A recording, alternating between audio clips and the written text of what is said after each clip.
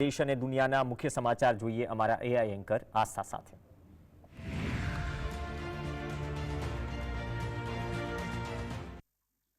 નમસ્કાર, હું છું આસ્થા।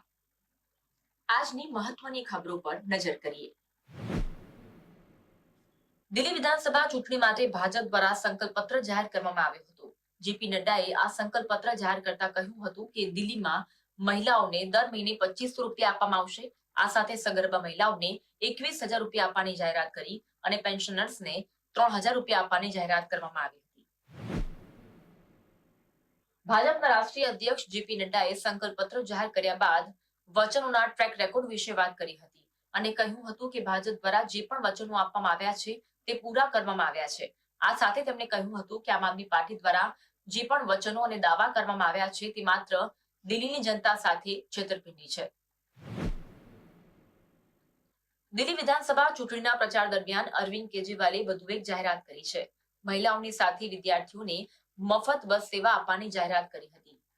આમ આદમી પાર્ટીના અરવિંદ કેજરીવાલે વડાપ્રધાન નરેન્દ્ર મોદીને પત્ર લખીને દિલ્હીમાં વિદ્યાર્થીઓને મેટ્રોના ભાડામાં વિદ્યાર્થીઓને 50% રાહત આપવાની માંગ કરી હતી।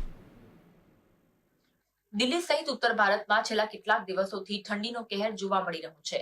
પંજાબ, હરિયાણા સહિત દિલ્હી એનસીઆરમાં ધુમ્મસના કારણે જનજીવન પ્રભાવિત થયું છે। દિલ્હી અને તેના આસપાસના વિસ્તારોમાં ઠંડીના કારણે ધુમ્મસને લઈને ઓરેન્જ એલર્ટ આપવામાં આવ્યું છે। કંગના રનૌતની ઇમરજન્સી ફિલ્મ સિનેમાઘરોમાં રિલીઝ થઈ ગઈ છે। જો કે આ ફિલ્મને લઈને પંજાબમાં વિરોધ થઈ રહ્યો છે। ઇતિહાસ સાથે છેડછાડ કરવામાં આવ્યા હોવાના આક્ષેપ સાથે ગુરુદ્વારા પ્રબંધક સમિતિ દ્વારા વિરોધ કરવામાં આવી રહ્યો છે। સૈફ અલી ખાન પર હુમલો થયા બાદ તેમને તુરંત લીલાવતી હોસ્પિટલમાં સારવાર માટે ખસેડવામાં આવ્યા હતા। હવે તેમની તબિયતને લઈને તબીબોએ જણાવ્યું છે કે સૈફ અલી ખાનની તબિયતમાં ઝડપથી સુધારો થઈ રહ્યો છે। આજે તેમને ચલાવવામાં આવ્યા હતા। સૈફ અલી ખાનને આગામી 2-3 દિવસમાં રજા આપી શકાય છે। રાષ્ટ્રપતિ ભવન ખાતે રાષ્ટ્રપતિ દ્વારા રાષ્ટ્રીય ખેલ પુરસ્કારથી ખેલાડીઓને સન્માનિત કરવામાં આવ્યા હતા।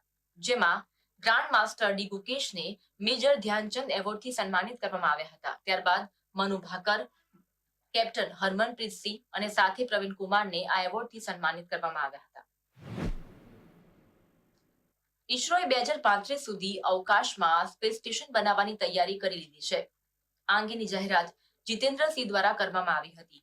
તેમણે જણાવ્યું હતું કે ઈસરો દ્વારા તૈયારી કરી લેવામાં આવી છે અને આ સ્પેસ સ્ટેશનનું નામ ભારતીય અવકાશ સ્ટેશન રાખવામાં આવશે।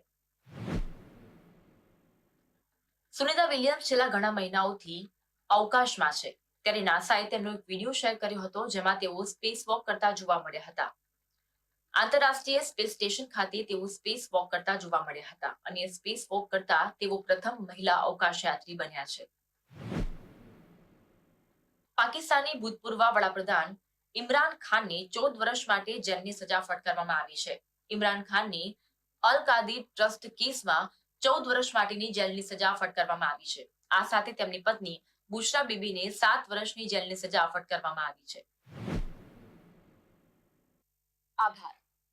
આવી જ ખબરો સાથે ફરી મળીશું આવતીકાલે રાત્રે 9 વાગે એઆઈ એન્કર આસ્થા સાથે।